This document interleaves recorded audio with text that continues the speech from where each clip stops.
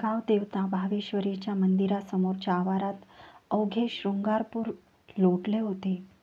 देवीला सामोरा येईल असा संभाजीराजांसाठी बिछायती गिरद्या मांडलेला बैठकीचा चौथरा सिद्ध केला होता.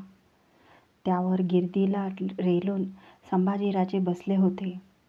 त्यांचा माग धरून पाठीशी पिलाजी मामा, गणोजीराजे, कान्होजीराजे असा शिर्क्यांचा मर्दाना बसला होता. डाव्या बगलेला धरून केशव पंडित, उमाजीपंत, कवी कुलेश, उधोज योगदेव, महादेव यमाजी, परशुरामपंत, खंडोजी, अंतोजी, रायाजी एक टाकीने खडे होते. उजव्या बगलेला मांडलेल्या जनानी बैठकीवर येसूबाई, आईसाहेब, येसूबाईंच्या आईसाहेब, येसूबाई, राजकौरबाई, राणूअक्का, दुर्गाबाई असा भोसले शिर्क्यांचा जोड जनाना बसला होता. त्यांच्या पाठीमागे खांद्यावर तबक तोलून धरलेली, आजवर घडलेली मांदाळ मनात रेंगाळत असलेली धाराऊ उभी होती. भावेश्वरीच्या समोर येईल असा आंबवती आणि श्रीफळांनी सजलेला होळीचा सावरीचा स्तंभ चांदणे अंगावर घेत उभा होता. त्याला धरून आवाराच्या मध्यभागी येईल असा लाकडाचा भला मोठा हुडवा रचण्यात आला होता. हातशेनी रचून त्यातील लाकडे पुरती झाकून टाकली होती.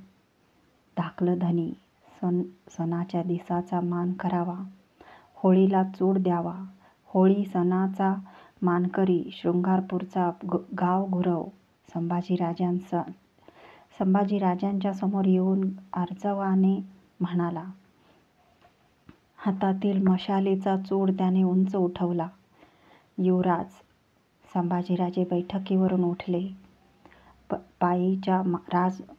पायीच्या राजमोजड्या त्यांनी हलकेच उतारल्या. गुरुवाच्या हातातील चूड आपल्या हाती घेतला. जय भवाने पुण्यस्मरणाची भाग फोडून त्यांनी हुडव्याला पेटता चूड दिला. हुडवा पेटला. दूधरंगी चांदण्यात ज्वाळांचे पिवळे तांबडे पक्षी उड्या घेऊ लागले. होळी शिलगली. धगधगलेल्या होळीच्या आगीशी झट घेण्यासाठी होळकरी खेळे सिद्ध झाले. संभाजीराजे हुडव्याला पाठ न दावता हटत्या कदमांनी बैठकीवर बसले. गुरुवानं पेटत्या हुडव्याला फेर घालीत चारी अंगांनी श्रीफळे रसरसत्या निखाऱ्यात फेकली. बेभान झालेले होळकर खेळे आगीभोवती घिरट्या घालू लागले.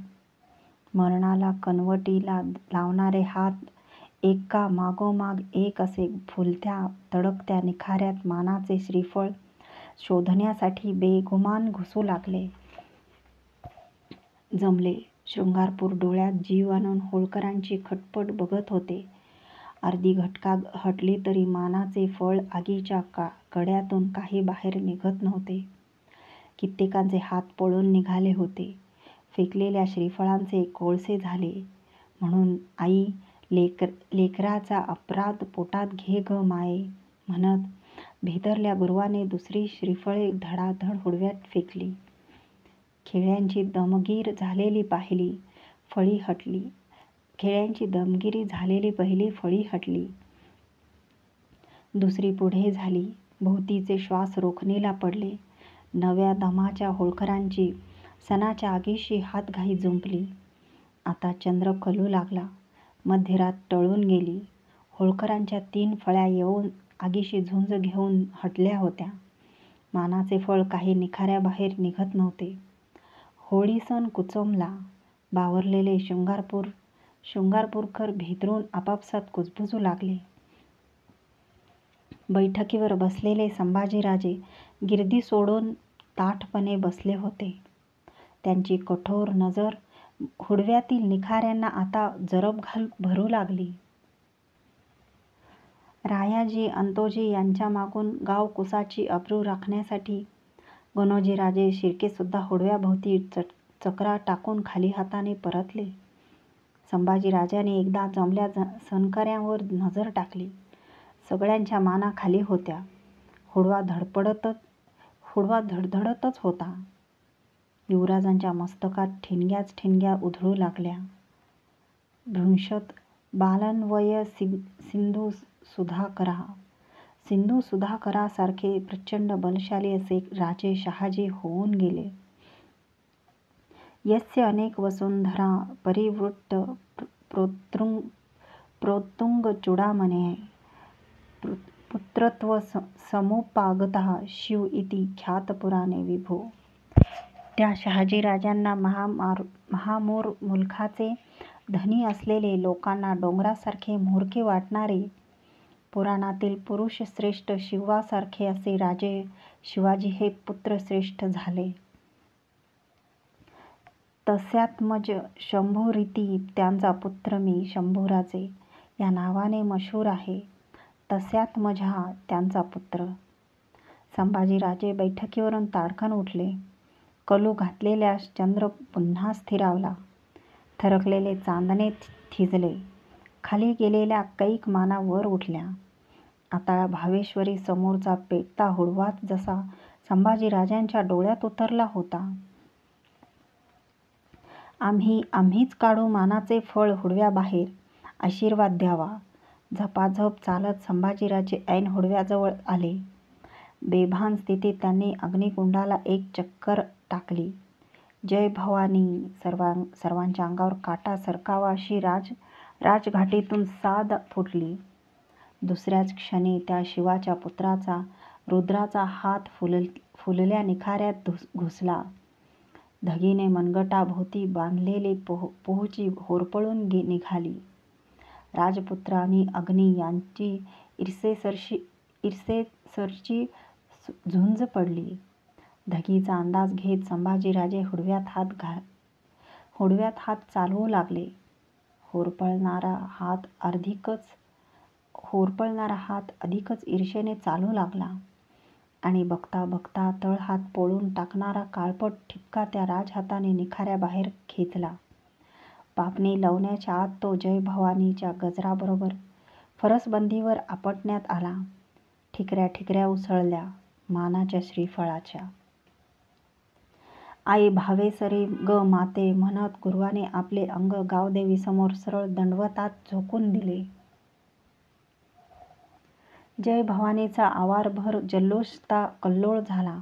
कवी कुलेश, खंडोजी, बल्लाळ, रायाजी, अंतोजी सारेच युवराज संभाजीराजांचा हात धरण्यासाठी पुढे धावले.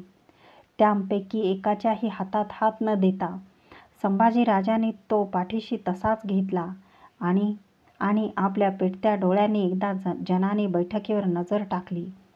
येसूबाईसह सारा जनानाच तडक उठून खडा होता.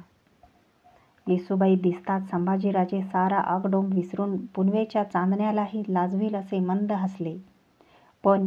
पण ते येसूबाईंना दिसू शकले नाही, कारण त्यांच्या डोळ्यांवर आसवांचे झिरझिरे आडपडदे उतरले होते. शिकारीसाठी रान काढण्याच्या मनसुब्याने आज संभाजीराजांनी हाके रानात धाडले होते. रायाजी, अंतोजी व खंडोजी असे खेळे संगती घेण्याचे योजले होते.